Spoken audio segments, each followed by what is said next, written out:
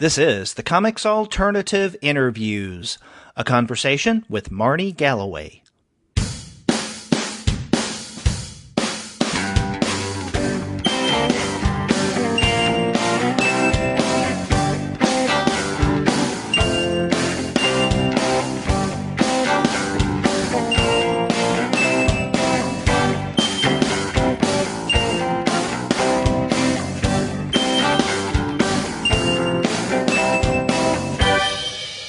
Hello and welcome to another episode of the Comics Alternative Interviews. I'm Derek, and on this episode I have the pleasure of talking with Marnie Galloway. Her new book, In the Sounds and Seas, was released just recently from One Piece Books. But before we get into that conversation, I want to let all of you guys know that this episode of the Comics Alternative Interviews is brought to you by the good folks at Discount Comic Book Service. Go to their website, dcbservice.com, for all of your comics pre-ordering needs. There, you're going to find all DC, Marvel, Image, and Dark Horse titles at 40% off of the cover price if you pre-order.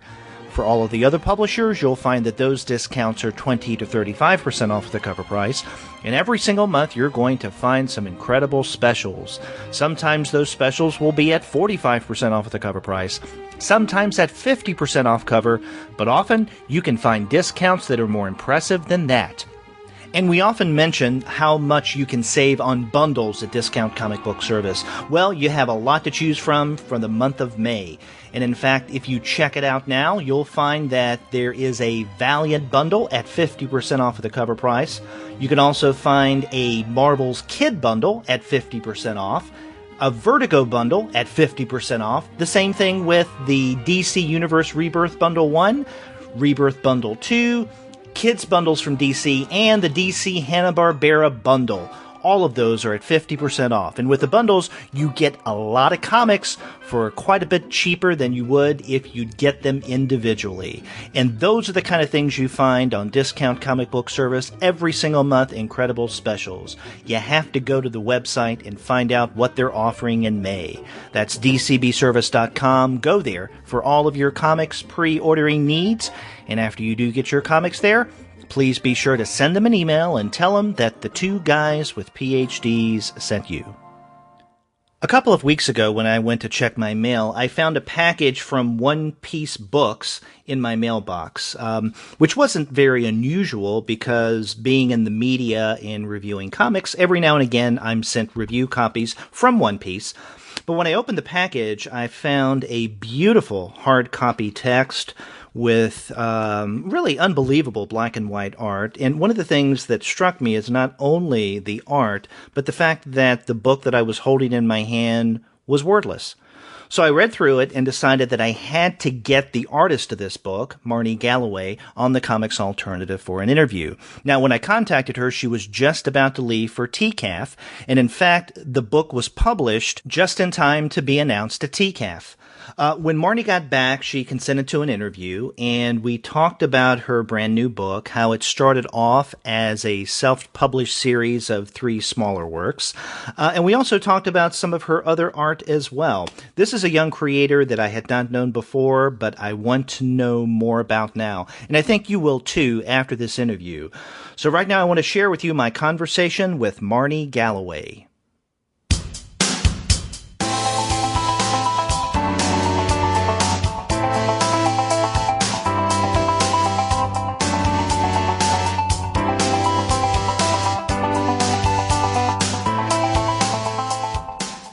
I'm pleased to be talking with Marnie Galloway. Her new book, In the Sounds and Seas, came out just the other week from One Piece Books. Marnie, welcome to the Comics Alternative. Derek, thank you so much for having me. I'm wondering if you can describe for our listeners who may not be aware of your work, what your book, In the Sounds and Seas, is all about.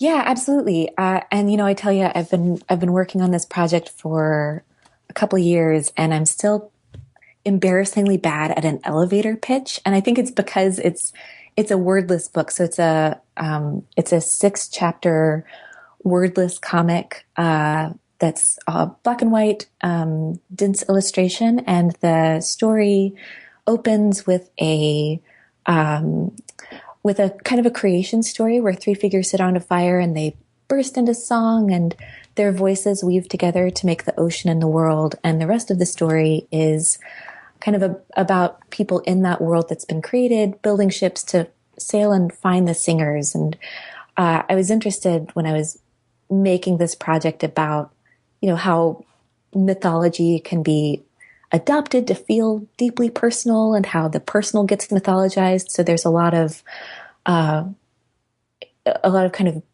big mythological kind of story beats through it. Mm-hmm. Mm-hmm. Now, is this your first book that you haven't self-published through a publisher, like not a pamphlet, but a real actual Yeah. book? Yeah, absolutely. Yeah, this is my first time through the gate. Okay, but this is not something that just came out of the blue, because actually in the Sounds and Seas has a much longer history than, oh, I got a contract from One Piece and I'm going to write a story. I mean, this goes back quite a number of years ago, correct? Yeah, no, absolutely. So I first put pen to paper on this project, I think a little over 5 years ago. And it was the first comic I ever made. And it took that long because of, other projects in the way and other jobs and life happening. But the first kind of version of this was self-published, kind of short pamphlet style. And then after I'd printed up one version, I applied for the Xeric grant in its last round. I had been kind of my plan all along had been to wait for the whole thing to be done and then apply to the Xeric and, kind of excitedly have a book to show the world. But I learned that the Xeric was wrapping up. So I applied with what I had. And then it turned into a 3-part self-published, kind of small, perfect bound, version that I've been, slowly working my way through, getting through the story. So you say that you got the Xeric Award the very last year that they were awarding for projects Yeah. like this. And the reason I find that interesting, you're the second person or the second interview we've had on the Comics Alternative that were in that last year. Back in 2014, Andy and I Hmm. spoke with Liz Plord and Randy Michaels, Oh, and, yeah. and they had gotten an award for their project that year. There So was a great group of people who got the award that year. Caitlin Skalred is a friend, and I am a huge admirer of her work. There were several people who got awards that year, and it's such a bummer. It's such a heartbreak that they stopped giving grants to early career comic artists. I mean, it's hard to begrudge their shift in focus um, to like charitable organizations, but it's such a loss to the community. yeah, I know. I mean, so many incredible creators. You dig into their past and you find out they're Xeric Award winners.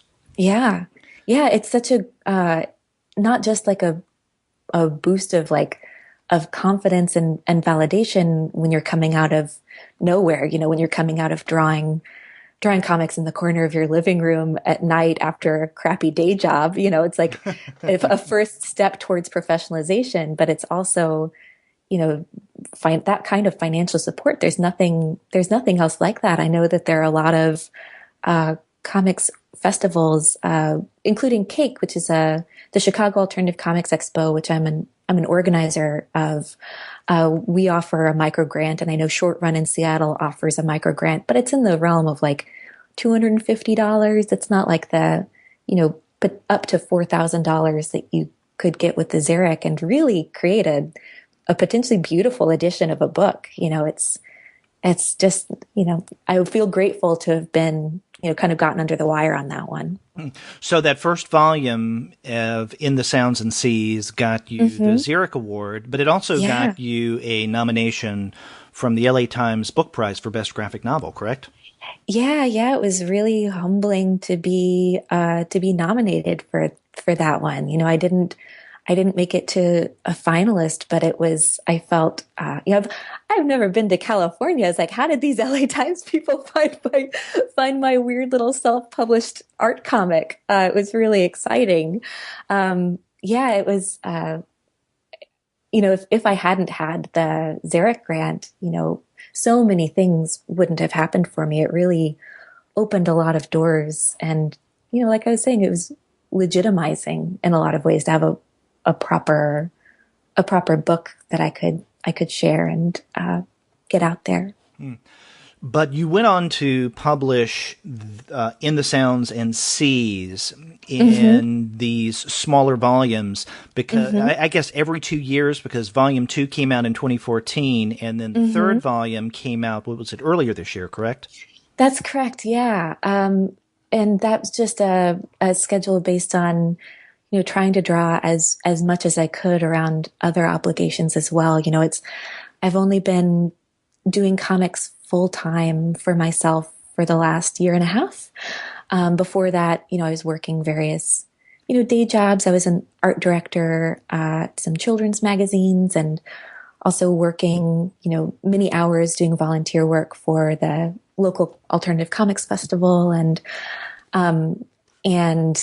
working on side comic projects as well. And so the schedule was, when I could carve out time rather than a grand plan. But yeah, so the final volume of the self-published just came out, yeah, earlier this year. And I, there was a question of if I'd finished the self-publishing process, having this hardback, really lovely collected edition coming out so soon thereafter. But I didn't want to, I kind of didn't want to screw over people who'd been supporting me along the way. It's like, oh, if you want to get the end of the story, you have to buy this whole other fancy book, to have it a complete version of within the aesthetic that I'd been self-publishing felt important.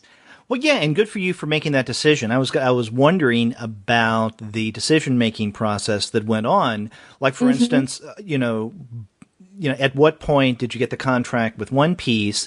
And Hmm. once you did, and you knew that the entire thing was going to come out in a one volume edition, what do you do with that third volume? In terms of your Yeah. readership, for those who already had the first two, do you come out with it, Hmm. or do you use the existence of the first two to kind of tease to the book?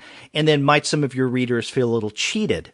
Yeah, no, totally. I was really, really conscientious of that. And when I was doing contract negotiation, I made sure that I would still be able to sell the self-published volumes that I had, still in stock and in boxes under my bed and in closets, but also that I could, release the last volume. And so the way that the timing worked out, last year, I was shopping around the proposal for it with the first two completed, and so I was able to send that out as like proof of concept. I'm serious about this. This is what it would look like, and kind of in the proposal told what the final chapter would be. And I got the contract. It was picked up by One Piece last June. And then with the understanding that I would finish the rest of the story by November.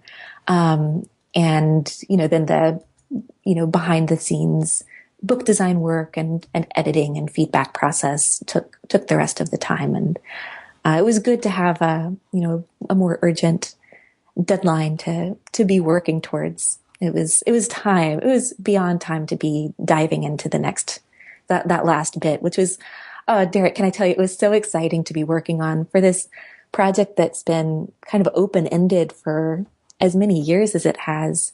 There were some scenes in the last third, the climax that I've been like, oh, I can't wait to draw this thing. Like, it's all the exciting stuff that happens that had been like stuck in my head for a number of years. To finally get to draw it was totally thrilling. Yeah.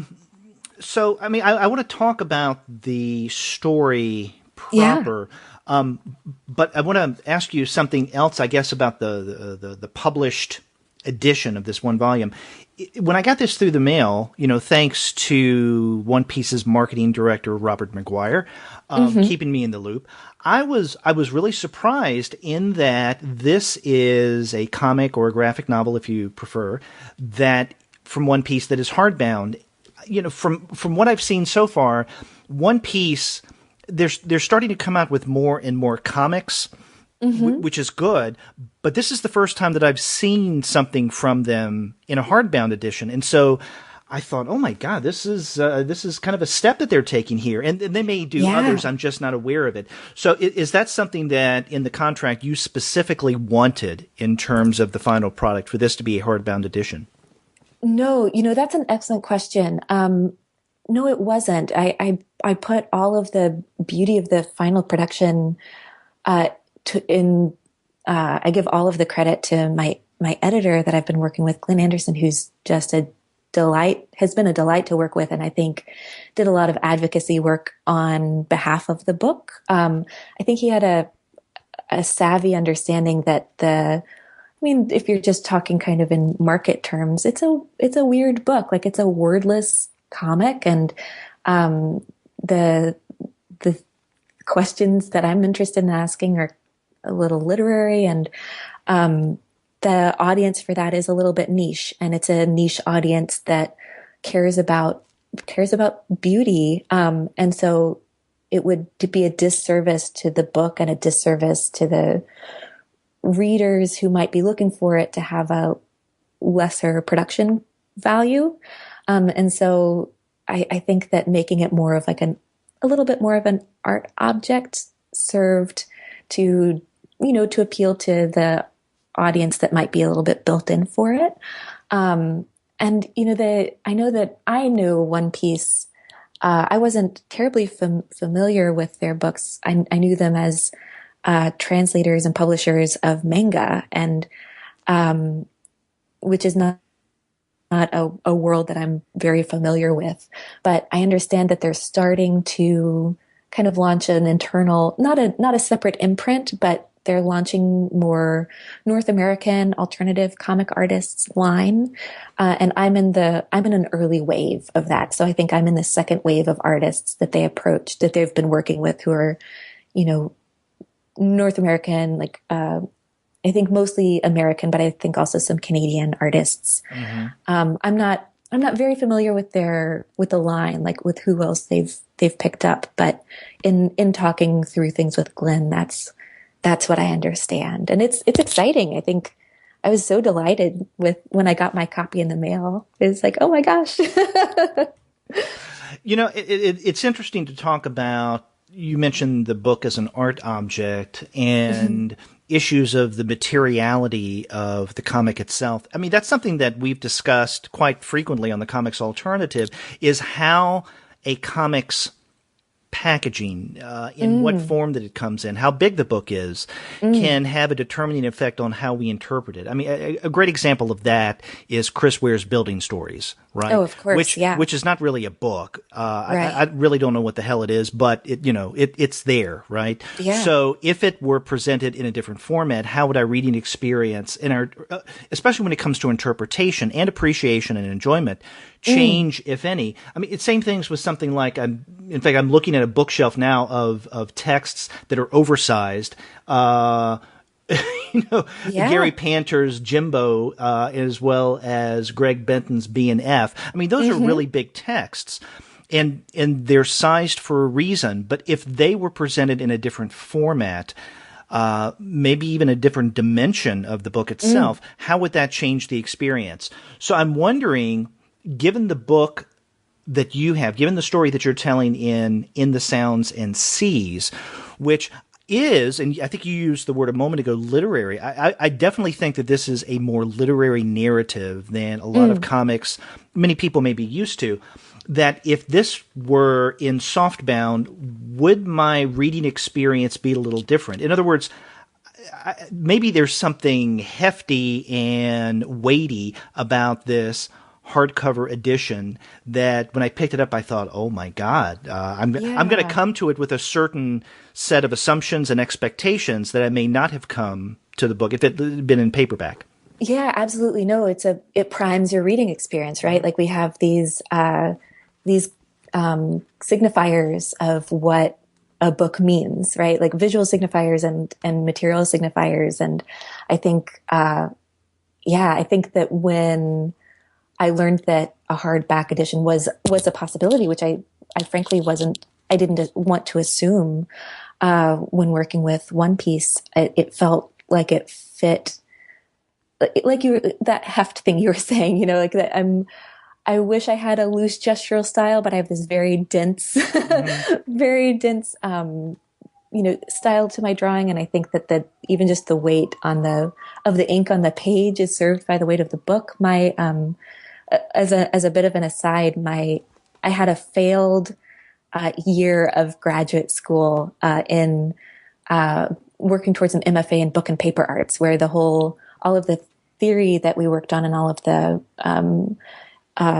projects that we were working on was all about thinking about the book as object, the book as a sculptural object, the performativity of what happens when you turn a page, and that as as a creative action. Yeah, it was a horrible program. Like, of the 12 of us who started my year, 10 of us left. Like, the program failed. Like, it was awful. Oh my.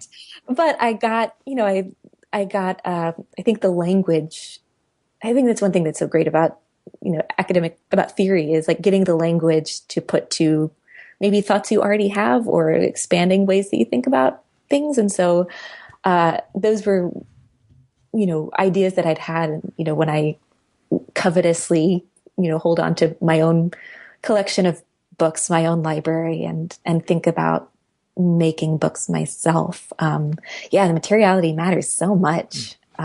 Even just paperweight, like the difference, your finger is such a sensitive tool and interpreter of things. Like, just the difference in weight of paper makes a difference for what it feels like to hold the book and to turn the page. It's just, I don't know.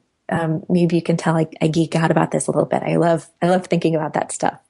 And that's good. I mean, you're geeking out in a good way, I think. Yeah. Well, let's talk about the narrative proper. Now, this is divided into 6 different chapters, and I'm just going to go through this. The title of the chapters, in many, or the sections, it set the stage, or I guess are descriptives to some point of what goes on in each section. So it begins with the singers, then the plan, and then the build, the passage, the storm, and then the fire. And as you mentioned, this first part, the singers, is an origins or a creation myth, if you will, where you have these 3 women sitting around a campfire, and each begins to sing a particular tune. But the tune that they sing, the way that you represent this, and I think this sets the stage for other things that we see in the book, and not only in terms of narrative, but also in terms of the visual design and the way that you braid and braiding becomes important later. Yeah. But the way you braid certain images in a significant way. But the sound that's emanating from each of the women is a particular animal. So one is singing out, so to speak, birds, another one fish, and another rabbits, or cute bunnies, if you choose to call them bunnies. And their song start to intertwine. And it's hard to describe this because it's such a visually dependent story, I think. Yeah. But the sound or the images that you're drawing that comes from each of these 3 women wrap around one the other, and they braid themselves into a world, and then this is a world that we find ourselves in the next 5 sections. And then what we have then, would you describe this as a sea voyage? Yeah, I think that's fair. And one of the reasons why I mention that is because, and I can't remember if it's from what you say or what Brian Cremens mentions in the introduction, is a reference to Moby Dick. Right. Yeah. Because, Moby, I mean, yes, it is an American classic. Yes, it is a weighty tome. Yes, it is the birthplace of many of the cultural signifiers that we live with today. But in its day, it was one of many within a particular genre, which was sea voyages or sea narratives. Right. So, I mean, this seems to work within that tradition, and then linking it, and I think you do perhaps link it to Moby Dick with images of whales, or at least whale bones. Yeah, absolutely. I love. I mean, I am unembarrassed by my love of Moby Dick. I think it's a lot funnier than people give it credit for, and the language is just so beautiful. And there's one thing that I appreciated when reading Moby Dick for the first time a couple years ago was a lot of the scenes were so richly described that I felt like I bodily lived them. Like there's one passage where Ishmael is standing on the crow's nest and he talks about feeling like he's sailing on the sea, walking over the sea on giant stilts because of how the mast was swaying. And I think that I very much, I think from reading Moby Dick, I read a lot of those kind of Victorian and after, like Gentleman Explorer, kind of both books, both fictional stories and accounts of, failed whaling or failed sea voyages from that era, and ate them up. I think that there's something really powerful and maybe easily powerful narratively about setting a story at sea. I mean, it immediately renders all human effort minuscule and easy to highlight against, against the grandeur and impossible violence of the ocean. And also then you don't have to worry about, it's an encapsulated story. There's only the people who are on the ship. There's only the drama that's on the ship. There's only the drama of what's happening between the people and what's happening at sea, and kind of helps create some clarity, I think, narratively and emotionally about what the story is. Are you a fan of Melville's earlier sea narratives? I've read them. I definitely, I think that it's not I read them years ago, and so I can't speak to them with a lot of detail. But I think because they didn't hit me as strongly as Moby Dick did, and that could just be order. Like I read Moby Dick first, and I was like, oh man, this is fantastic for a reason. Let me go back and read the rest. But I think that one, stayed in, the cultural memory for a reason. It's definitely the best of them. Yeah. Well, I was asking because you mentioned the humor in Moby Dick, and I'm thinking those early novels, Typee, Omoo, and Mardi, are a little more overtly funny. And with Mardi, though, I guess it's more of allegorical humor. But so I didn't know if you really love those early narratives as well. But yeah, I think I was just. Being completely honest with you, Derek, I couldn't tell you what happened between one and the other. I just have this very cloudy memory of the three, because the collection that I read them in was all in one. Those three were collected in one volume, so they blur a little bit. Was it the Library of America volume? Yes. Oh, love those. So that might also be a disservice for me keeping them as distinct books in my mind. But yeah, no, I think that.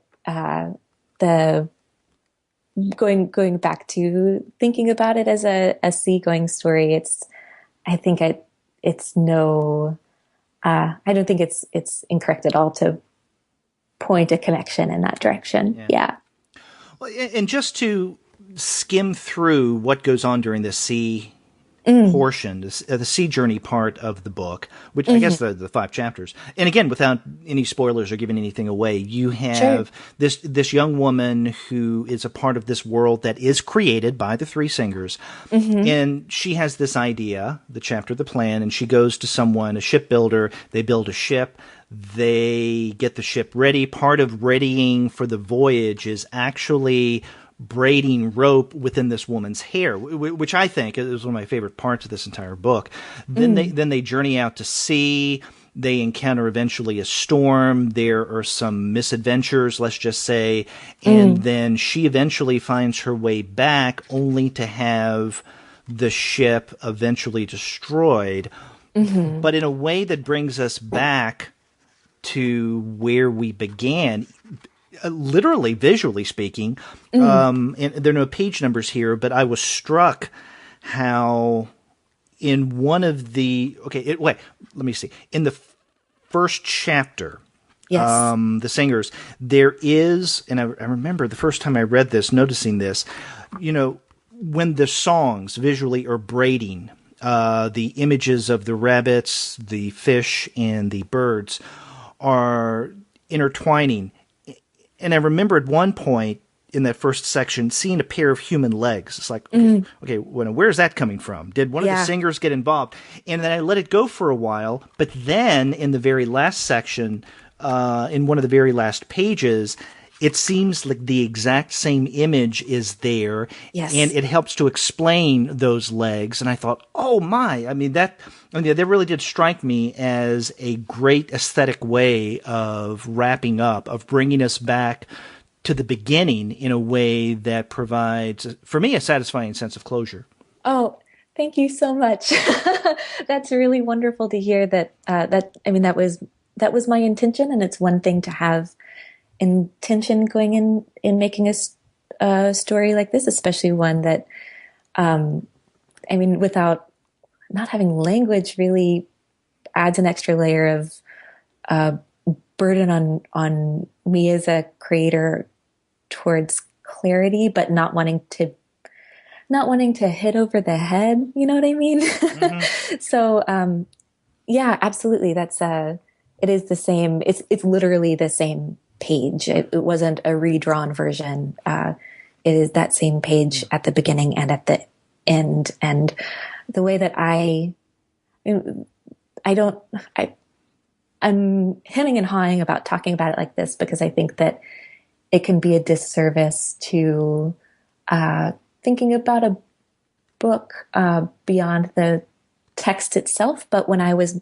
making it, I was really thinking about my own issues with kind of obsessive creative production and obsessive art making and the different ways of making work of planning or documenting or escaping. And those the three women who are building a ship and going on a voyage kind of are work through those different ways of making things. And the protagonist, who's the one who's literally physically, personally bound into this mission of sailing and finding the singers, going and finding this origin.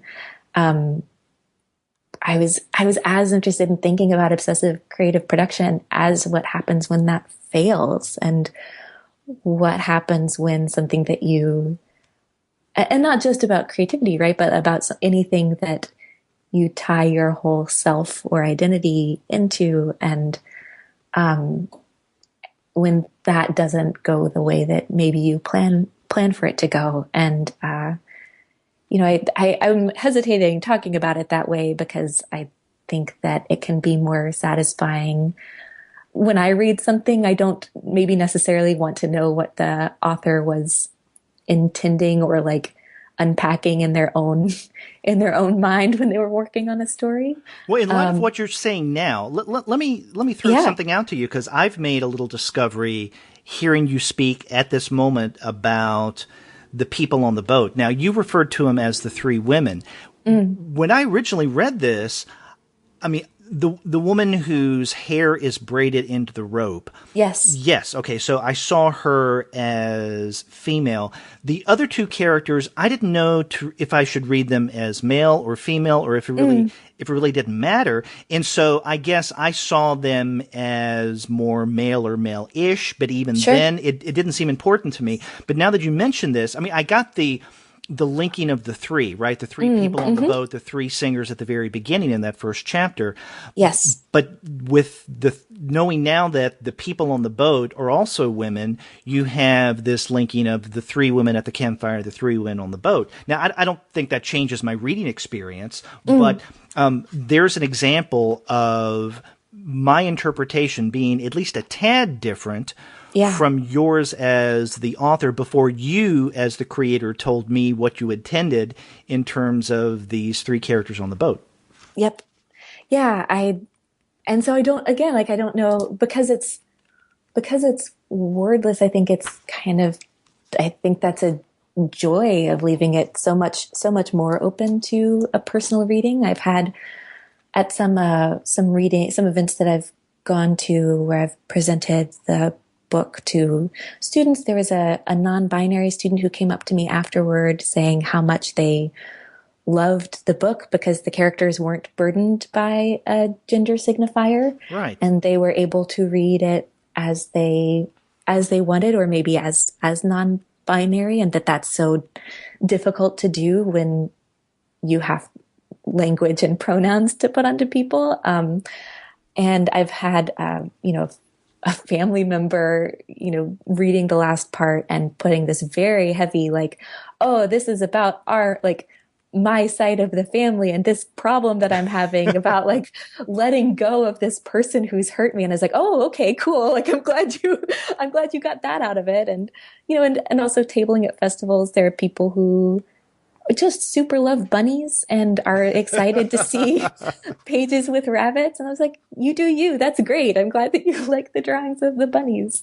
But I think that's been a really, honestly, unexpectedly fun part of sharing this with readers and hearing from people what they get out of it, because it's, I think, I hope an accessible story, but also one that is clearly open to being read in different ways. And that's really exciting to me. Well, let's talk a little bit more about the decision to go wordless in this story, because now you were discussing just now the effects of people reading a wordless comic. But what went into your decision to make this wordless? I mean, were you shooting for some of the effects that you have found readers coming to you with? Or were there other things that went into you deciding, I'm going to make this a wordless book? Yeah, no, that's a good question. I think that there were two equally important reasons why I did it that way. One is very much about the wordlessness. I'm interested in kind of emotionally in moments of ineffability, I guess is the word, of moments where experiences in life or emotional engagements where you leave it, and when you try to nail it down with a word, or when you try to tell it to somebody else, it loses something in the telling, where the experience itself is the experience is the thing. And I was interested in challenging myself to try to capture something like that. And I think there are moments in the book that are more successful than others at that. But that was definitely a goal of thinking about how do you capture moments where wordlessness is the power of it. And then the other side of it is I kind of personally, I grew up just really reading so much, reading literature, and kind of finding solace and escape in that. And if I have any like almost holy texts, it's fiction. I hold it as such an important part of my life that I was a little terrified of language and worried about doing it poorly. And I'm not an experienced writer. I have so much respect for that I worried that I would just flail at it and fail. So there was also a little bit of strategic, like, well, I'm confident as a visual artist. I'm confident thinking about page design. I can tell a story that way, and maybe avoid my nerves around language for a couple years. Well, are you a fan of wordless comics? Yes and no. So when I started drawing in the Sounds and Seas, I did not realize I was making comics. I was just telling this story, and it wasn't until later that. So I'd made the first book, and it was really just like, oh, I want to tell this visual story, and I didn't know what to do with the books, and I I didn't read a lot of comics. I'm more recently widely read in comics. But so I had these books, the original like floppy soft version, the pamphlet version, and it was just a box in the corner of my living room. I put it up on Etsy. Like my mom bought a copy. I didn't know what to do with these things. And I was working at a letterpress studio, and my boss Jen said like, "Oh, you should talk to her. Her daughter went to Montessori school, is best friends with this kid Oscar. It's like, oh, talk to Oscar's dad. He'll be able to help you. Talk to Oscar's dad." And I was like, oh, "Okay, I guess I'll talk to Oscar's dad." It was Jeffrey Brown. Was Oscar's dad, the totally excellent memoir cartoonist. And so he suggested that I apply to table at the local zine fest and at Cake at the Chicago Alternative Comics Expo as a way to like, get my books out there. And when I went to the first zine fest and saw other people making work that was similar to mine, because I had just come out of this artist book program that felt so alienating and so like I didn't want to make work that you had to make an appointment at a special collections library and put on white gloves to see. Like that's awful. And so seeing other people making books for the joy of making books and making books that were easy to pick up and also making comics, and I was like, oh man, like that's what I'm doing. And so it was a backwards discovery. And so it was, after that, I started reading more wordless comics. And who doesn't love Jim Woodring? Like I love the Frank series so much. And I think that the art is just so beautiful. And I definitely looked to that for thinking about making comics. And also, earlier woodcut, early 20th century, like woodcut, artists who made visual narrative like Lind Ward and Franz Masriel. And those were some of the, I was more like after the fact, like a post hoc, like, oh, now I should really educate myself if I'm doing this. Yeah. It's interesting because I'm thinking about some great examples of wordless comics, and you've already named some, but I see them, and maybe this is a little too simplistic, as, there's some that through their wordlessness rely much more on the visuals in terms of the intricacies of the art, something more akin to, let's say, art or painting, if you will, than storytelling. And then there are others that use the wordlessness strictly just to tell a story in a different way. So with the latter, I mean, I immediately think of Milt Gross's He Done Her Wrong, a classic wordless tale. And then, but even some of the things in, Lind Ward, they tell a story. I'm also thinking about Peter Cooper's The System and Eric Drucker's Flood. But the thing about Cooper and Drucker is that they're kind of on this in-between space between a reliance on storytelling or a love of the visuals, right? And so something like Frank, Woodring's Frank is a perfect example of this. I mean, it tells a story, but you can just look at the images and the intricacies of his art and completely forget about the story. I mean, you're just absorbed there at the page, or it could be the 2-page spread. And yours strikes me as more on the side of Woodring than, let's say, Ward or Gross, in that you tell a story. There's no question that there is a story in The Sounds in the Sea, but your art, you can easily get lost in it because, there are two words after I first read In the Sounds and Seas that seemed to define it for me, or that at least kept coming to mind. One is transformation, because there's a lot of transformation that goes on. But I think even more so the word pattern. I kept thinking as I was reading this, pattern. And you do so in a way that I guess makes many of these pages something akin to a canvas than the pages in a book telling a story. Sure.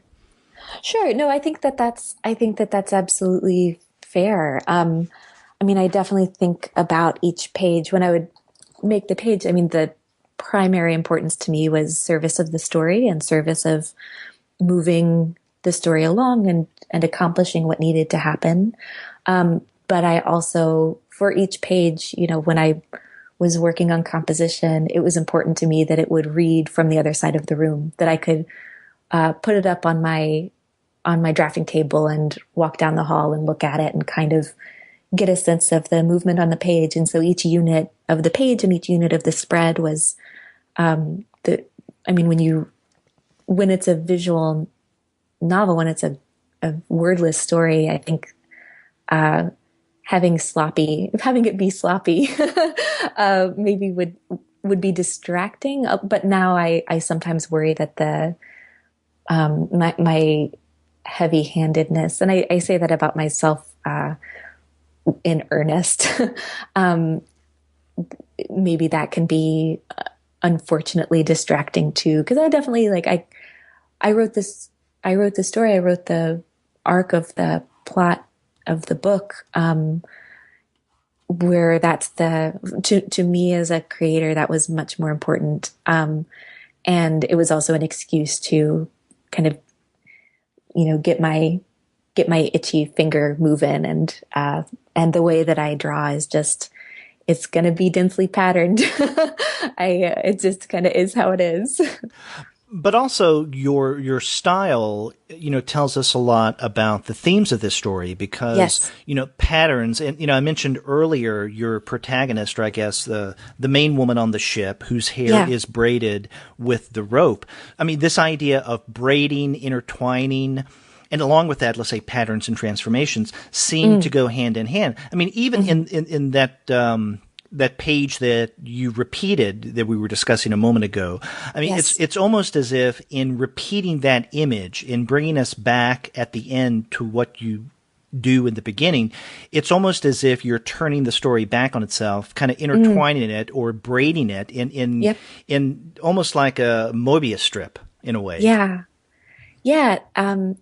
Thank you. Yes, that was intentional, and it's Derek, it's really satisfying to hear people pick up on stuff. So the images and the theme go hand in hand. Yeah. Yes, and that. Yes. I think that also something that when I was thinking about obsessive image making and obsessive. It couldn't be told any other way other than with the density. I definitely also appreciate your comment about kind of it coming around full circle. I was definitely thinking about the rhythm of the book and wanting it to tie around in on itself at the end as a conclusion in a way that could feel either hopeful or despairing. I wanted the feeling of that conclusion to be a little bit open, and a little bit ambiguous, and I think patterns of the visual patterns and also the pattern, the structure, the narrative structure. Those are also things I think a lot about, and I'm glad that it read well for you. Mm-hmm. And also, I couldn't help but think of our understanding, maybe classically, of hair and power. Mm-hmm. And I'm wondering if that was something that you had intended for this story almost from the very beginning. Yeah, absolutely. Not just hair and power, but also hair and gender. Hair and a gendered experience of the world and a gendered experience of power. I'm a person in the world who has almost always buzz clipped my hair very short to my head, except for a period. I was thinking about doing kind of my version of a dissertation beard, but should I just grow my hair out super, super long till I'm done with this book? And I was like, no, I can't do that. It took 5 years. But yeah, no, hair is such a loaded thing as a woman, and it does have to do with I apologize. I feel like I'm struggling for too many ideas at the same time. So there's hair as power, and which is a literary and kind of a biblical theme, right? There's right. Is it Samson and Delilah? Is that right? I'm correct. so ignorant in that way. But more than that, more than as a literary theme, it felt like a very personal, lived experience thing of and a way to physically connect. I mean, not just with hair. Like braiding is a very intimate thing between women, between mothers and daughters, and having the people who were helping build the ship braid her hair into it for her felt like an experience that was a familiar bodily experience for me, and also one that is even that's a power dynamic, right? Like, so the woman who's being braided into the ship, she doesn't braid her own hair into the ship. It's a thing that she's being supported by the other sailors in that act, and with some doubt and speculation. Yeah, I don't know. I feel like I'm struggling a little here. No, I mean, this makes a lot of sense. And in fact, I want to use what you've mentioned now, and that is that, yes, there are these larger, symbolic uses of hair, but also it's something very personal to you. Yes. That's, so to speak, woven into this story. Yes. I was looking at some of your other comics, and they do have the shorter works, and they have a more overtly autobiographical feel to them. And I'm thinking in particular of Pisces, What's Your Sign, Girl, Kiki's Menudo, which actually got me hungry. Thank you very much. And then your Marrakesh, a travelogue comic. And I'm wondering if you enjoy writing in this kind of memoirist way, and if you have any plans of continue to doing so, maybe even in terms of a long form work.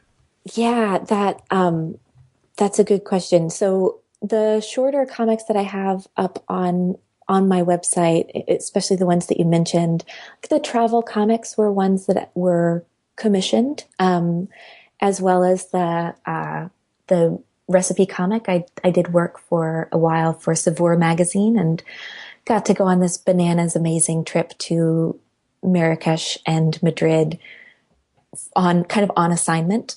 And same with we should all be so lucky. Oh my God. It was just this crazy, I was pinching myself the whole time. It was this ridiculous, surreal, fantastic experience.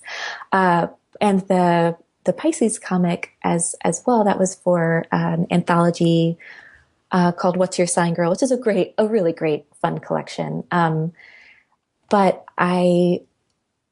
because In the Suns and Seas took so long, because the pages, like each page, the dense pages took, 12 to 16 hours of drawing per page on some of them. And so the shorter comics were also kind of ways to stretch and play and experiment and push myself to try different things.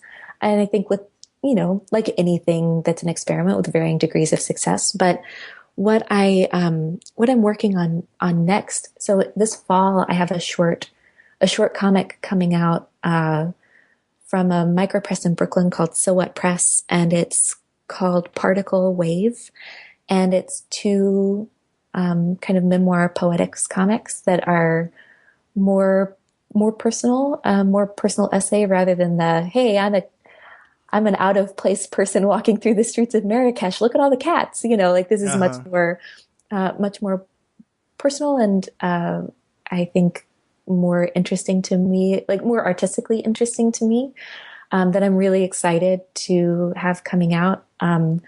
As I was making Sounds and Seas, I was kind of, reading more comics and also reading more poetry. And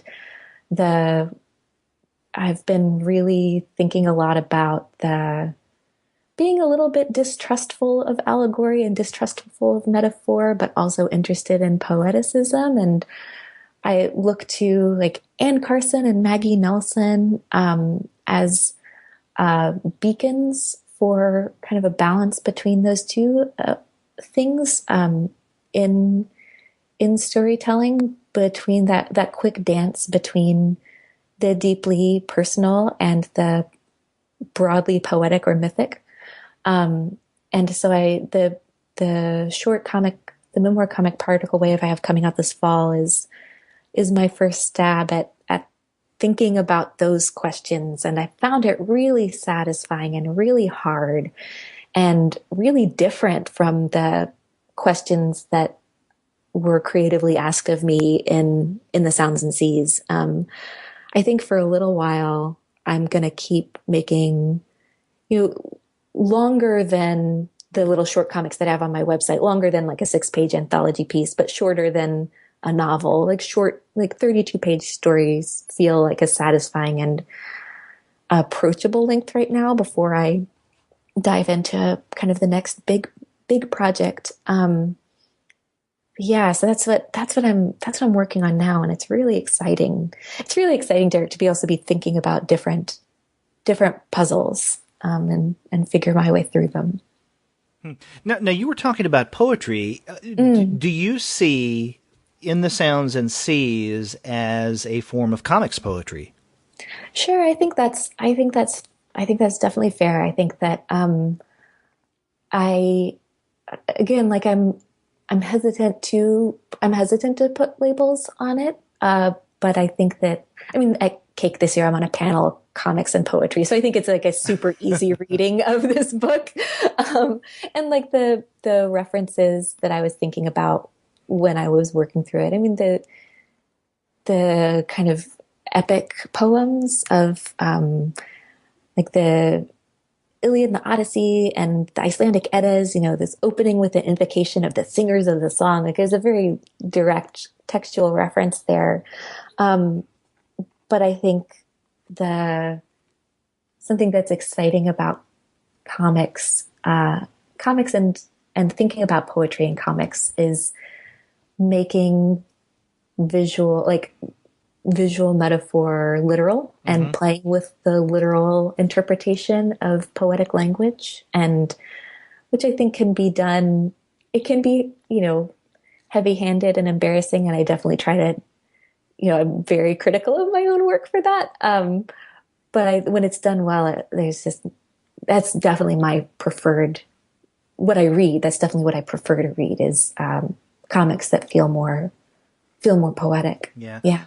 And because this brings me to the question, do you think that had you decided to use words, dialogues, descriptives in this book, that would mitigate this description of it? Because I've seen it described elsewhere as kind of, visual poetry. Do you think that would take away from its poeticness, I guess, or its poetry as many people are seeing this? Yeah, probably so. I think that because it is so, it lends itself to a variety of interpretation in spite of a relatively linear, forward, if eventually circular story. Yeah, I think that's absolutely fair. And I also want to backpedal a little bit and not be hesitant to apply the word poetic to it. I think it's a super fair description. It's just, I wasn't setting out and making this book. It's like, oh, I'm going to make a big wordless volume of poetic, comics poetry. Yeah, and no, I think that having language in it, like there's a section in the second chapter, the plan, where it was the first time I really butted my head against the need for language. One of the characters is telling the other to go get something or to go get 3 things. And I had to figure out how to express communication and conversation. I mean, they're not mute people going through the world. They're people who within the fiction are talking to each other, and figure out how to represent that, since I was committed to doing it wordlessly. And I think the way that just having to work on that problem was maybe a more poetic problem, and leaves it again another area that's open for different readings. Because in reading this book, I couldn't help but think of, I guess, another creator. We've already mentioned Woodring, but I also thought of Theo Ellsworth and the kind of art that he does, and his is also very heavily patterned, and detailed and intricate. Again, much like yours. But what the reason why I wouldn't call his comics more poetic is that he does use language. He does use words, dialogues, and whatnot. And for that reason, I'm less apt to see it as comics poetry. Yeah, I think that's completely fair. And it makes me wonder if Theo was making those exact same stories, but like what I have, just like blank text bubbles, if it would completely change how you want to read that book. I don't know. It's an interesting question. Now, you just got back from TCAF, correct? Yeah, I sure did. And how was that? I've never been to a TCAF, but that's one of my wishes in life. Oh, it's such a fantastic show. It's crazy. So for the last 4 years, I've been, slowly ramping up the number of festivals that I go to every year to sell books and connect to people. And TCAF is the by and above the really, really interesting and frenetic one. And I say that in a positive way. It's huge. It's the only one that I go to where there's a line out the door and around the corner before the festival opens. So it's at the Toronto Reference Library, and this year they expanded the number of exhibitors. It was on 3 floors of the library, and it's huge. And everybody that, so many personal heroes are there, and it's easy to go up and talk to them. It's a really great show. And I had a good time. It was exciting to get to to table with the book for the first time and, talk to people about it. And yeah, it was a great show. You should figure out a way to go sometime. It's a trip. I should. Yeah. Well, now, so in the Sounds and Seas, this One Piece volume, that's when you debuted it, right, at TCAF? Yeah, that's right. Last weekend. So what kind of reaction did you get at the event? Yeah, no, really, really wonderful. It's easy to feel like just, I was about to say a drop in the ocean, but that feels so heavy-handed for what we were talking about before. Yeah. It's easy to feel anonymous there because there are so many amazing artists. And so being totally frank, I didn't know what to expect, especially since they'd expanded the number of exhibitors. I was like, well, I'll sit here, and if people come up and talk to me, that would be terrific. But the reaction was really positive. Everyone was excited to see the production from One Piece. It's a beautiful book to pick up and hold. And so it was appealing. And there were, I'm familiar from the self-published versions of people, picking it up and, kind of being surprised by it being wordless and, interested in visually in the patterns. But there was one woman who came up to me, and I think it's the best review I've ever gotten of my work at any time. She's like, I feel like my eyes are turning into stars. I was like, yeah, that's awesome. So it was a really positive reception. And, really, really grateful to have gotten to go.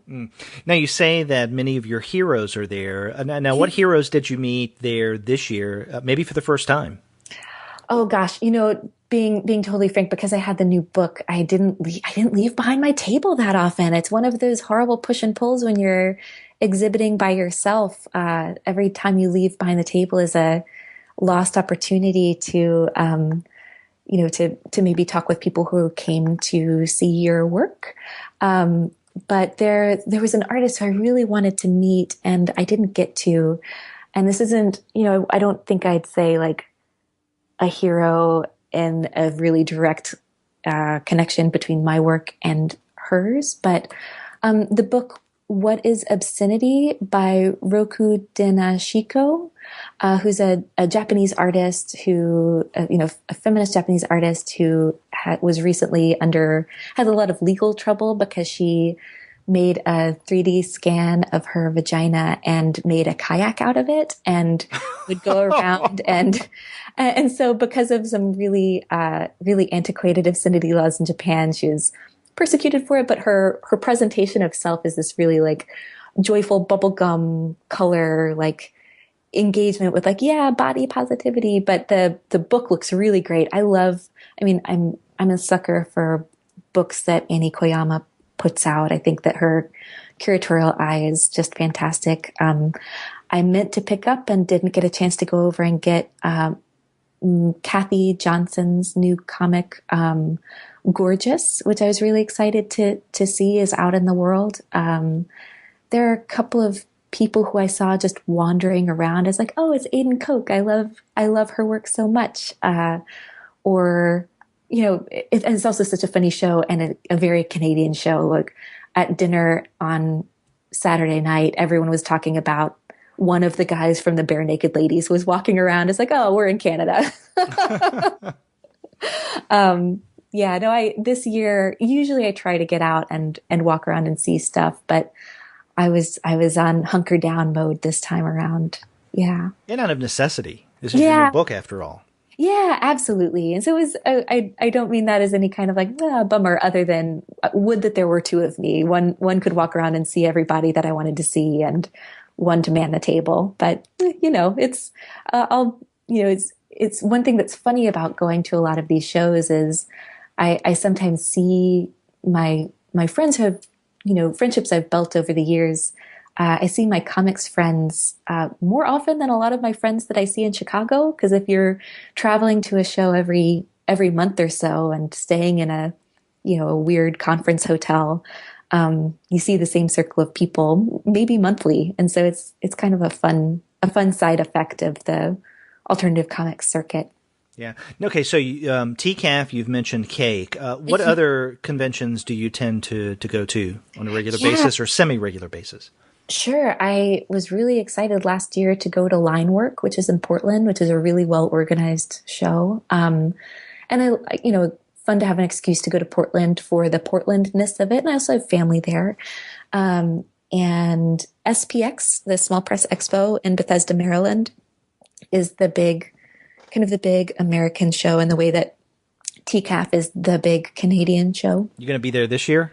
I am. Yeah, I'm going to be there this year. It's a funny way that they assign tables. And so many of the festivals are assigned by they're curated. So there's a jury that looks through tables and lets people in or not. And SPX is a lottery, which is really interesting in that it allows brand new people who've never, maybe wouldn't have a chance otherwise get to table and get to be part of this really amazing experience. But it also means that for the last 3 years in a row, I've lost the lottery. So I'm tabling at SPX with my friend Neil, who distributes my comics under his business, Radiator Comics. So he was gracious enough to, let me sit behind the table with him and sell some of my stuff and have a good excuse to go to the show. Well, I guess that we will get the opportunity to meet each other in person because I plan on going to SPX this year. Oh, wonderful. Oh, Derek, that'll be great. Yeah, definitely be sure to come over and introduce yourself. That'd be great. I will. I went for the very first time last year and loved it. And I mean, it's right up my alley, and it's actually right up the alley of the comics alternative. It's what we're all about in many ways. Mm-hmm. And I definitely have to go back. It doesn't hurt that one of the co-hosts of the podcast, Andy Wolverton, also lives not too far from Bethesda. So that's cool as well. That helps a lot, having people to go and see as a secondary excuse. Mm-hmm. I'm also this year in October exhibiting at the St. Louis Small Press Expo, which is an interesting one. It's pretty new. It's as open to small press comics as small press poetry and like chapbooks. And so it's an interesting. I think it's really great to have those share the same space. And what others? So Cake. I feel like I'd kick myself if I don't say, Derek, you should also come to Cake. Cake is a really great show. I've been an organizer or coordinator. So I've been on staff there for the last 3 years, and it's a really great show. That's also another one I want to go to because two other co-hosts of the Comics Alternative, Sean Kleefeld and Gene Cannonberg, are there in Chicago. Yeah. And so I've yet to meet either of them in person. So even more reason. I've met Gene in passing. That's great. You should totally come. Yeah. So there's that one. And then, unfortunately it's the same weekend as the St. Louis Small Press Expo, but are you planning on going to, or have you heard of Crossroads Columbus, in Columbus, Ohio? So it's slightly confusingly abbreviated to CXC, but it's organized by Tom Spurgeon with the support of the Billy Ireland Cartoon Library. Oh, okay. And I think I could be wrong, but I think that what they're trying to accomplish in that show is really interesting. Something that's more in the model of a European comics festival, where it's longer time rather than just a weekend. It incorporates like an academic conference into the exhibition Right. kind of part of the show. And last year was just like a 1 or 2 day thing as kind of a test run. And this year, I think it's going to be a full week. And Columbus, Ohio is an interestingly great comics town. Like I know a lot of artists who work there and love it. And I think that because the Billy Ireland is there and it's a more affordable city, to live in, there's a lot of great comic stuff going on in Columbus. It's funny. Yeah, I didn't make my way to Columbus for that event last year. I wanted to, but maybe in the future. Yeah. Yeah. It's, I don't know. I always feel really energized coming back from shows and humbled and also like, oh man, Marnie, you got to step up your game. People are doing great stuff, really, really inspired and kind of, kicked along. Like, keep working, keep pushing. Yeah. It's an amazing time to be, I don't know, to be reading alternative comics and to be making alternative comics. And it's just really energizing. Well, Marnie, I would be remiss as a podcaster if I didn't ask you in this interview about your experiences podcasting, because you do a podcast with Sam Sharp. Is it what, Image Plus Text? Yeah, absolutely. I loved that project. And it's on hiatus right now, which just means that Sam went into a book production hole and wasn't able to come up for air for a couple of months. And then when he emerged, I went into a book production hole. And so coordinating our schedules with a third person and also doing the post-production stuff was a little bit too much for our collective schedules. But I loved doing that. I think, the way that our show worked was we'd talk to an artist about a specific topic that we found interesting in their work, or that we thought they would have an interesting angle on. And I just thought that it was really fun and a really great excuse to talk shop. Sam and I met. Sam lived in Chicago for many, many years, and Chicago has a great, really rich and really interconnected comics community, but I'm shy. I just like working on my obsessive drawings and sitting and thinking about stuff. And I'm a little bit hesitant to go out and socialize. But Sam and I were at an artist residency at the same time in fall of 2014 at Ragdale. And in that time, like we got really close and like would go on long walks and kind of angrily debate pin nibs and really dig deep into things that nobody would be interested in talking about that stuff. And we both got so much out of that we were like, let's keep this going. And I think one of the best things that I got out of the project working with Sam was my friendship with Sam. And I really hope that we figure out a way to pick the momentum back up. But I know that he's working on a big project again, and unfortunately for me, like moved to the Bay Area a couple months ago. And when it was hard enough to schedule things when we were just about 2 miles from each other, it's a little harder when there's also a time difference. But right. I think we both hold out hope for figuring out a way to get that going again, because it was great. Yeah, I hope so, because there just aren't that many podcasts devoted to indie or alternative comics. I mean, there's a slew Yeah. podcasts out there about, primarily the mainstream, mostly superhero. Yeah. But there just aren't many of us who focus on alternative comics. And of the ones that do focus on indie or alternative, they're mostly interview shows. And so I think that's Yeah. one of the things that makes the comics alternative a little different. I mean, we do interviews, obviously, you and I are talking now, Right. but the core of the show is more of a review discussion. So, but yeah, And we do. I think that's so important. And it's also so important to have something that's accessible. I mean, especially as a cartoonist, like podcasts and cartooning go hand in hand. We just have hours and hours of doing visual work, and listening to things is such an easy way to engage with culture and engage with critical thought rather than like taking the time to read something or hunting out critical conversations. Yeah, I think it's what you guys are doing is so great. And I've heard a lot of artists tell us that on interviews that they listen to podcasts, maybe not necessarily the comics alternative, but that they just listen to podcasts as a whole as they're working. Yep, that's definitely my experience. My phone is, I feel like the memory is 80% podcast and then a couple of songs and some data. Well, Marty, I've had a really good time on this podcast episode talking with you about your work as a whole, but also your new book, In the Sounds and Seas, which has just been released by One Piece Books. And so our listeners, if they want to find out more about you, not only this new book, but, the other comics that you've done, they could visit your website, and that is monkeyropepress.com, correct? Yes, that's correct. Yeah. Yes, so that's one word, monkeyropepress.com. And by the way, I have to ask, why Monkey Rope Press? It is my favorite chapter from Moby Dick. There you go. Moby Dick again. I'm glad that you caught on there. Yes. Yeah. Well, thank you so much, Derek. This has been such a pleasure to talk to you.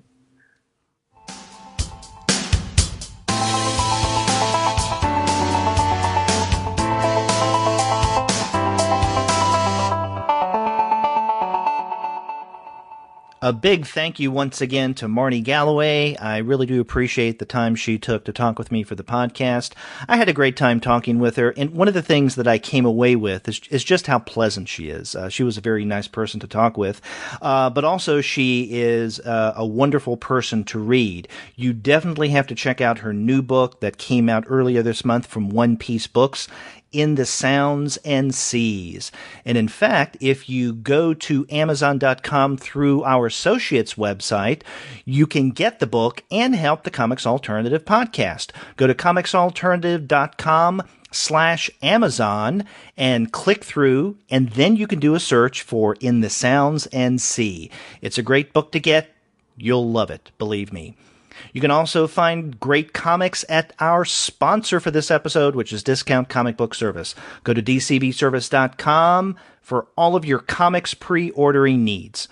And after you do get your comics there and you get your copy of Marnie's In the Sounds and Seas, get in touch with me and let me know what you think about the interview. If you go to the website, comicsalternative.com, you'll find that you can leave us a voice message through SpeakPipe, which is really simple, easy to use. Or you can call us the old-fashioned way on the telephone. Our phone number is 415-3-COMICS. That's 415-326-6427. You can email us as well. We're 2guys@comicsalternative.com, or you can contact me directly at derek@comicsalternative.com.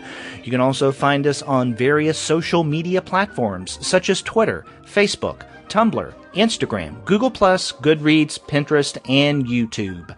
You can subscribe to the podcast through iTunes. You can stream us on Stitcher. You can also find us on TuneIn. And you can listen to us as well on Spotify and, if you're an Android user, Google Play Music. But you can always find every single one of our episodes, as well as the reviews and the comics-related commentary that we post on our blog. And that's by going to our website, comicsalternative.com. We'll be back with more interviews in the weeks to come, so please check back. And until then, take care.